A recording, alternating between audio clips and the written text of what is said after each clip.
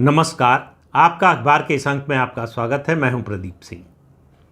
किसी भी अदालत के फैसले के बारे में पूर्वानुमान लगाना बहुत सही काम नहीं होता है, लेकिन कभी कभी अदालत का रुख सुनवाई के दौरान जो होता है उससे एक इंडिकेशन मिलता है, एक संकेत मिलता है, एक संदेश भी मिलता है। संदेश जो लेना चाहे, संकेत जो समझना चाहे। दिल्ली हाई कोर्ट में सुनवाई हुई शुक्रवार को। दिल्ली का मामला था, एक जनहित याचिका पर सुनवाई हो रही थी।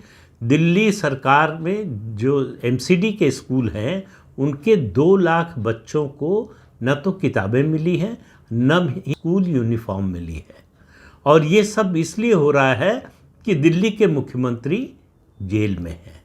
जैसे ही कहा दिल्ली सरकार के वकील ने हाई कोर्ट में, तो जो कार्यवाहक चीफ जस्टिस है मनमोहन, उसके अलावा मनमीत प्रीतम की जो खंडपीठ है, वो एक तरह से कहिए आपे से बाहर हो गए, बहुत गुस्से में आ गए। उन्होंने कहा कि आपके मुख्यमंत्री जेल में हैं, ये उन्होंने तय किया है। उसके कारण हम दिल्ली के 2 लाख बच्चों को ये नहीं कह सकते कि बिना किताब के पढ़ो, और आप हमें जो है आदेश देने के लिए मजबूर कर रहे हैं। अगर आप चाहते हैं कि हम आदेश दें, ये हमारा काम नहीं है कि बच्चों को पाठ्यपुस्तक उपलब्ध कराएं और यूनिफॉर्म उपलब्ध कराएं, लेकिन अगर आप मजबूर कर रहे हैं तो हम ऐसा करेंगे। और जैसे ही फिर दिल्ली के सरकार के वकील ने कहा, चूँकि स्टैंडिंग कमेटी नहीं है कॉरपोरेशन की, तो इसलिए स्टैंडिंग कमेटी के अलावा किसी को 5 करोड़ से ज़्यादा के प्रोजेक्ट को या जो है किसी भी ऑर्डर को सैंक्शन करने का अधिकार नहीं है, वो दिल्ली शासन के पास है। और दिल्ली शासन में क्योंकि मुख्यमंत्री जेल में है, इसलिए और कोई मंत्री जो है ये फैसला लेने की स्थिति में नहीं है। तो दिल्ली हाई कोर्ट की खंडपीठ ने पूछा कि आपको और कितना अधिकार चाहिए। उसके बाद जो टिप्पणी की वो अरविंद केजरीवाल के लिए शर्म से डूब मरने की बात है। दिल्ली हाई कोर्ट ने कहा अरविंद केजरीवाल की ओर इशारा करते हुए उनके संदर्भ में कि आपने राष्ट्रहित पर निजी हित को तरजीह दी, वरीयता दी, और आप जो है आपकी सारी कोशिश है सत्ता हथियाने की। आपको और कितनी सत्ता चाहिए मुझे नहीं मालूम, लेकिन अगर आप हमें मजबूर कर रहे हैं तो हम आदेश देंगे। इस मामले की सुनवाई पूरी हो चुकी है और सोमवार को इस पर फैसला आना है दिल्ली हाई कोर्ट का।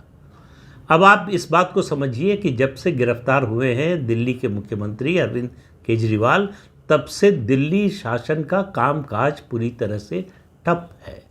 कोई काम नहीं हो रहा, कोई फैसला नहीं हो रहा, क्योंकि किसी भी फैसले को लागू करने के लिए मुख्यमंत्री के अनुमोदन की, उनकी रिकमेंडेशन की ज़रूरत है, जो कि संभव नहीं है। किसी फाइल पर उनके दस्तखत नहीं हो सकते, कोई आदेश उनके दस्तखत के बिना पारित नहीं हो सकता, और मुख्यमंत्री इस स्थिति में नहीं है कि किसी फाइल पर दस्तखत कर सके या कोई आदेश जारी कर सके।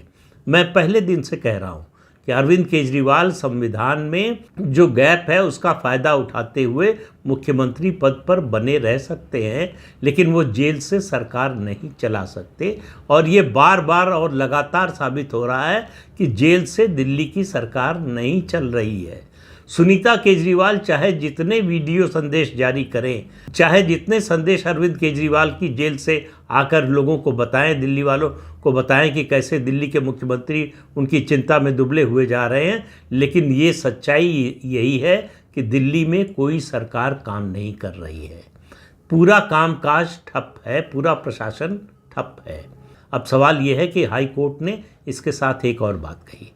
कार्यवाहक चीफ जस्टिस ने कहा कि हम कई याचिकाएं खारिज कर चुके हैं जिनमें मांग की गई थी कि दिल्ली के मुख्यमंत्री अरविंद केजरीवाल को इस्तीफा देने का निर्देश दिया जाए, लेकिन आप हमें मजबूर कर रहे हैं निर्देश देने पर। तो आप समझिए, जो इशारा है हाई कोर्ट का वो ये है कि वो दिल्ली के मुख्यमंत्री अरविंद केजरीवाल को अपने पद से इस्तीफा देने का निर्देश दे सकता है। ये मेरा अनुमान है, और ये सुनवाई के आधार पर जो टिप्पणियां की हैं, हालांकि वो फैसले का हिस्सा नहीं है, जो टिप्पणियां की हैं खंडपीठ ने, उसके आधार पर यह कहा जा सकता है कि अगर दिल्ली का शासन चलना है, अगर दिल्ली में कोई सरकार रहनी है, कामकाज करती हुई और करते हुए दिखनी है, तो उसके लिए ज़रूरी है अरविंद केजरीवाल का इस्तीफा। अगर वो मुख्यमंत्री पद से इस्तीफा नहीं देते हैं तो दिल्ली का प्रशासन इसी तरह से ठप रहेगा। दिल्ली सरकार कोई कामकाज नहीं कर सकती जब तक अरविंद केजरीवाल का इस्तीफा नहीं आता। तो अब सवाल ये है कि क्या दिल्ली हाई कोर्ट अरविंद केजरीवाल को मुख्यमंत्री पद से इस्तीफा देने के लिए कहेगा? अरविंद केजरीवाल के जेल जाने के बाद से दिल्ली में कोई कामकाज नहीं हो रहा। उनके जो दावे हैं कि काम चल रहा है और सभी विभागों को निर्देश दिया गया है कि लोगों को कोई परेशानी न होने पाए, ये सब एक फसाड है, एक जो है तमाशा है जो अरविंद केजरीवाल चला रहे हैं। वो एक गलत परिपाटी जो है बनाना चाहते हैं। अगर अरविंद केजरीवाल को इस्तीफा देने के लिए अदालत निर्देश नहीं देता तो इससे प्रेरित होकर दूसरे जो मुख्यमंत्री भविष्य में अगर उन पर भ्रष्टाचार का आरोप लगता है, जेल जाते हैं, तो वो भी ये दावा कर सकते हैं कि हम जेल से सरकार चलाएंगे, हम मंत्री पद से इस्तीफा नहीं देंगे। तो अरविंद केजरीवाल पर एक और आरोप पूरी तरह से चस्पा हो गया है कि वो सत्ता लोलुप है, किसी भी हालत में सत्ता को छोड़ना नहीं चाहते, आखिरी मिनट तक सत्ता से चिपके रहना चाहते हैं। इस बीच आम आदमी पार्टी ने सुनीता केजरीवाल, जो अरविंद केजरीवाल की पत्नी हैं, उनको पार्टी की कमान पूरी तरह से सौंप दी है। उसकी बस औपचारिक घोषणा नहीं हुई है। उन्होंने शनिवार को जो है रोड शो किया, दिल्ली में एक चुनाव सभा को संबोधित किया इस दिल्ली में। उसके बाद वो पंजाब भी जाने वाली हैं, दूसरे भी राज्यों में जाने वाली हैं। तो अरविंद केजरीवाल ने दूसरा आरोप भी अपने ऊपर ओढ़ लिया, वो है परिवारवाद का। जिस भ्रष्टाचार और परिवारवाद और सत्ता लोलुपता के खिलाफ आंदोलन चलाकर वो सत्ता में आए थे, वो सब कुछ अरविंद केजरीवाल खुद कर रहे हैं। उनको अपनी पूरी पार्टी में, दिल्ली की इतनी बड़ी पार्टी, सबसे बड़ी पार्टी है दिल्ली की, वो जिसके 63 एमएलए हैं 70 में से, उनमें कोई और नज़र नहीं आया पार्टी का जिम्मा संभालने वाला। कोई वरिष्ठ नेता उनको दिखाई नहीं दिया पार्टी का, जो उनको लगे कि वो पार्टी की जिम्मेदारी, पार्टी का संगठन संभाल सकता है। उसके लिए उन्होंने अपनी पत्नी को चुना, जिनका राजनीति से आज तक कोई लेना देना नहीं था। वो आम आदमी पार्टी की सक्रिय सदस्य भी नहीं थी। ऐसे में उनको अनुभवहीन सुनीता केजरीवाल पूरी आम आदमी पार्टी चलाएंगी और सरकार किस दिशा में चलेगी इसका निर्देश देंगी। इससे आप अंदाज़ा लगा सकते हैं कि अरविंद केजरीवाल की सत्ता लोलुपता का आलम क्या है, सत्ता के लिए वो कहाँ तक गिर सकते हैं, कहाँ तक जा सकते हैं। और वो ज़्यादा से ज़्यादा सत्ता हथियाना चाहते हैं, ये मैं नहीं कह रहा हूँ, ये दिल्ली हाई कोर्ट की खंडपीठ कह रही है।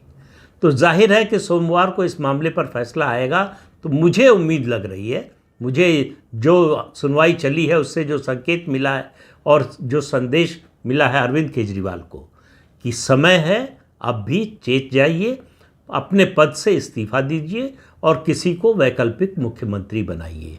ऐसा लग नहीं रहा है कि अरविंद केजरीवाल अपने पद से इस्तीफा देने जा रहे हैं। अगर उनको सद्बुद्धि आ गई, अगर उनको कोई समझाने में सफल हो गया, तो हो सकता है सोमवार को हाई कोर्ट का फैसला आने से पहले वो अपने पद से इस्तीफा दे दें, तो वो कम से कम अदालत के स्ट्रिक्चर से बच जाएंगे। लेकिन अरविंद केजरीवाल को इन बातों की चिंता है, इन बातों की फिक्र है, ऐसा दिखाई नहीं देता। जिस तरह से लगातार अदालत से उनको लताड़ लगाई जा रही है, उसके बावजूद उनके रवैये में कोई परिवर्तन नहीं आ रहा है। उससे मुझे इस बात की उम्मीद कम है कि वो अपने पद से इस्तीफा देंगे, उनको हटाना ही पड़ेगा।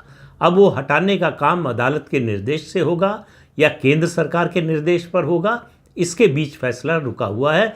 अदालत ये भी कर सकती है कि वो केंद्र सरकार को, गृह मंत्रालय को या एलजी को ये निर्देश दे सकती है कि वो संवैधानिक कदम उठाएं और दिल्ली का प्रशासन चले, इसकी व्यवस्था करें। ये इन दोनों में से कोई बात हो सकती है। हो सकता है कि हाई कोर्ट सीधे सीधे अरविंद केजरीवाल से इस्तीफा देने के लिए न कहे, लेकिन ये कह सकता है कि ऐसी व्यवस्था कीजिए जिससे दिल्ली की सरकार चले, जिससे 2 लाख बच्चों को जो परेशानी हो रही है, दिल्ली के दूसरे लोगों को जो परेशानी हो रही है, उनकी परेशानी ख़त्म हो, उनको सहूलियत मिले और सरकार चल रही है, सरकार है, इसका एहसास दिल्ली वालों को हो। इसके लिए मेरी नज़र में जो मुझे समझ में आ रहा है, 2 ही विकल्प नज़र आ रहे हैं। एक, हाईकोर्ट सीधे निर्देश दे कि अरविंद केजरीवाल तत्काल प्रभाव से मुख्यमंत्री पद से इस्तीफा दें और वैकल्पिक सरकार की व्यवस्था करें, यानी वैकल्पिक कोई कार्यवाहक या पूर्णकालिक मुख्यमंत्री किसी और नेता को अपनी पार्टी के चुने। अगर वो ऐसा नहीं करते हैं तो दूसरा कदम एक ही बचता है कि दिल्ली में राष्ट्रपति शासन लगाया जाए। उसके लिए हाईकोर्ट एलजी को या गृह मंत्रालय को निर्देश दे सकता है, देगा कि नहीं मालूम नहीं है। लेकिन इतना साफ नज़र आ रहा है कि हाईकोर्ट ने ये बात तय कर ली है कि दिल्ली में जैसे चल रही है सरकार, कहने को चल रही है कि सरकार चलने का दिखावा जिस तरह से हो रहा है, वो स्थिति नहीं बरकरार रहेगी। उस स्थिति में परिवर्तन होगा और दिल्ली की सरकार चले, शासन व्यवस्था सुचारू रूप से चले, इसका फैसला, इसके बारे में कोई ना कोई निर्देश दिल्ली हाईकोर्ट देगा या ऐसी कोई व्यवस्था करेगा जिससे ऐसी परिस्थिति पैदा हो। तो आज दोपहर बाद तक का इंतज़ार कीजिए, दिल्ली हाईकोर्ट का फैसला आने वाला है। उसके साथ साथ अरविंद केजरीवाल के मुख्यमंत्री के रूप में उनके भविष्य का भी फैसला होने वाला है और आम आदमी के भविष्य की दिशा भी इससे तय होने वाली है। तो इस अंक में इतना ही, अगले अंक में फिर मिलेंगे किसी नए मुद्दे के साथ। तब तक के लिए अनुमति दीजिए। आपसे अनुरोध है कि ये चैनल देखिए, शेयर कीजिए, लाइक कीजिए और सब्सक्राइब ज़रूर कीजिए। नमस्कार।